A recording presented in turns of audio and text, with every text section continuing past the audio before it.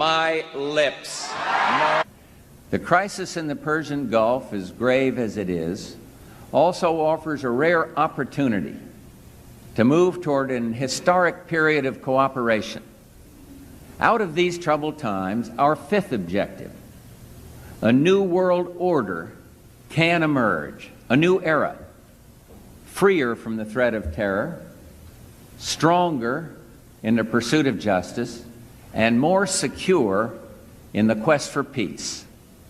An era in which the nations of the world, East and West, North and South, can prosper and live in harmony. 100 generations have searched for this elusive path to peace, while 1,000 wars raged across the span of human endeavor. And today that new world is struggling to be born. A world quite different from the one we've known. A world where the rule of law supplants the rule of the jungle. A world in which nations recognize the shared responsibility for freedom and justice. A world where the strong respect the rights of the weak. This is the vision that I shared with President Gorbachev in Helsinki.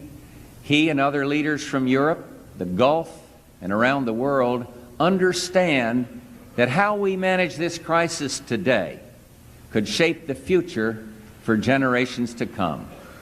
The test we face is great, and so are the stakes. This is the first assault on the new world that we see, the first test of our mettle. Had we not responded to this first provocation with clarity of purpose, if we do not continue to demonstrate our determination, it would be a signal to actual and potential despots around the world. America and the world must defend common vital interest, and we will. This is exciting. This is New World Order to me means freedom and democracy. I think we will have a continuing responsibility as the only remaining superpower to stay involved. So the New World Order to me means freedom and democracy. Keep engaged. Do not pull back into isolation. And we are the United States, and we have a responsibility to lead and to guarantee the security. If it hadn't been for us, Saddam Hussein would be sitting on top of 3/5 of the oil supply of the world, and he'd have nuclear weapons. And he'd keep his promise, even when the dark clouds of political crisis gathered over America. After a deluded gunman assassinated President Kennedy, our nation turned to Gerald Ford and a select handful of others to make sense of that madness. And the conspiracy theorists can say what they will, but the Warren Commission report will always have the final definitive say on this tragic matter. Why? Because Jerry Ford put his name on it, and Jerry Ford's word was always good. A word about the President. For 7.5 years I've worked alongside him, and I'm proud to have been his partner. And we've had triumphs. We've made some mistakes.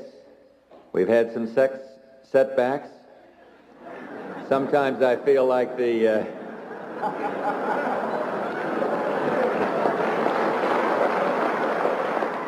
I've been to parties, but I've never seen anything, so... But I've seen some parties down in Washington. I've seen President Bush there, which I'd rather not talk about him. What year was that? Was he president or vice president? Vice president. That's when he was still vice president. And I've never met him as president because he became president in '88, and I never went around him after that. You saw him at how many of these parties? I've seen him at about 3 or 4 parties. And at every one of the parties, you had a little ID card that you had to have. And they had a little scanner thing that when you went in, they run it across this thing to get in there and stuff. They had special, they had special agents everywhere, Secret Servicemen everywhere and stuff. And I fell off the balcony of the place. They had a little window and stuff, and I was sitting on there, and I fell off. Didn't get hurt, I got up, but I dropped my car, and I had Secret Servicemen with about 500 guns pointing, about 20 guns pointed at my head when I tried to go back in. Until our king came over and straightened it out and said he belongs in here. you know, and that was kind of a spooky thing when you have all those guns pointing in your face and you're only about 15, 16 years old. But the reason was because the vice president was there, so they had to have all the Secret Service. But I also seen that some of them, I seen people like Marine Reagan, which is, I believe, President Reagan's daughter. What did Vice President Bush hang around after the party was over, or what? He was after the party a couple of times, and we were hiding in the closet. But I didn't do nothing with him. He was with a black kid, and he was with a white kid. What do you mean with a white kid and a black kid? Well, there was one. Tell me about the time when you were in the closet. Well, me and this other kid, we were. Who's the other kid? I can't even remember right now. He was from the Washington, D.C. area.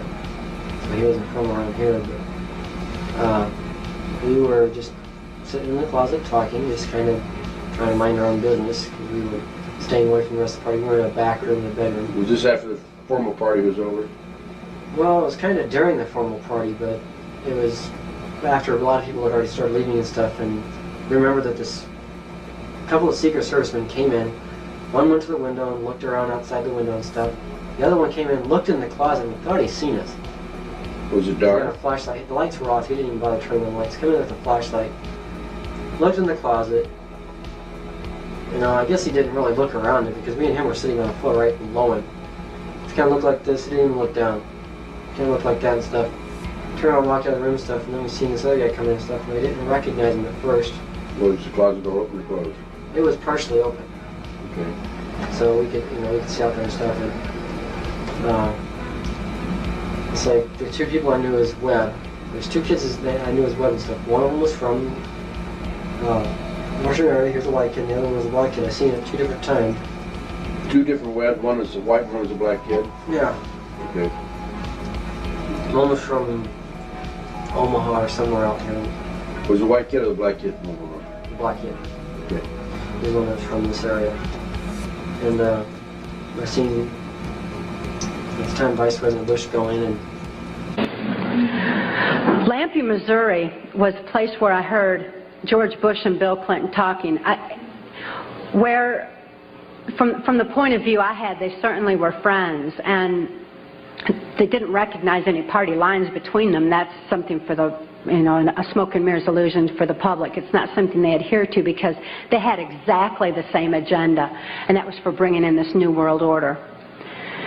I heard George Bush talking at that time. He was talking to Bill Clinton, and I've since photographically recorded it and wrote it verbatim in our book, that when the American people became disillusioned with Republicans leading them into the New World Order, that Bill Clinton, as a Democrat, was going to be put into the office of president. This was decided in 1984.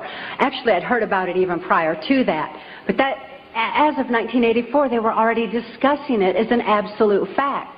It was also discussed in the groundwork for NAFTA that by the time George Bush went into the office of president, that Salinas was going to become president of Mexico, and they together would be bringing in the NAFTA, which was the beginning of New World Order controls.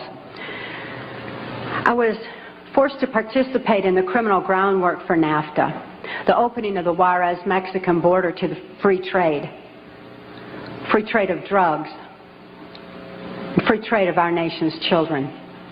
It's absolutely appalling, the criminal roots of NAFTA. Again, this is detailed in the book. But it's interesting to note that these political moves had already been decided way back when. And as I deprogrammed, and as I was, it was really something to me to find out people didn't know about this stuff. I mean, it was so obvious to me. I didn't realize that people were unaware and had bought into some kind of smoke and mirrors illusions of what was going on and never thought to look behind the scenes to what was really going on. But I understand good people don't think that way. They don't have criminal minds. They don't think to look for that kind of criminal activity. Just like these guys are limited in their thinking by immorality, good people are kind of blinded from that kind of criminal activity until their eyes are open to truth.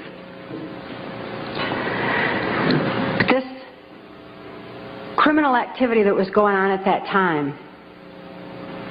The people that were involved were following directions from George Bush.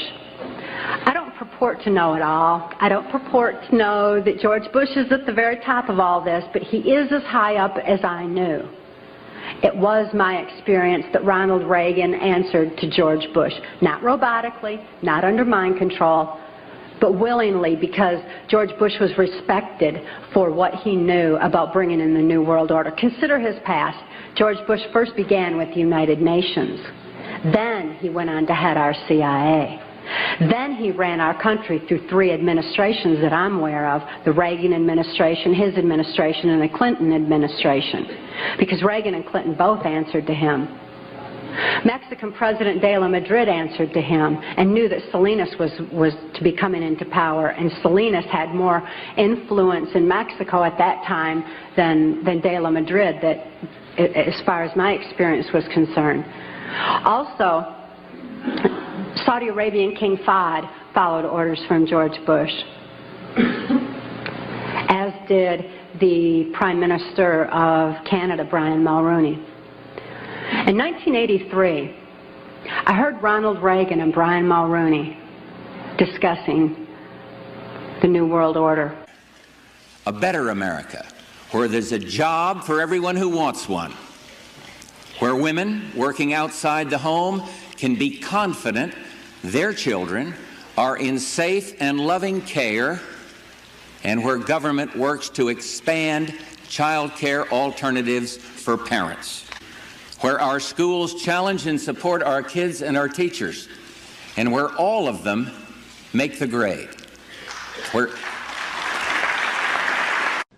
Now, I have some sources, some confidential sources, who furnish me information from time to time.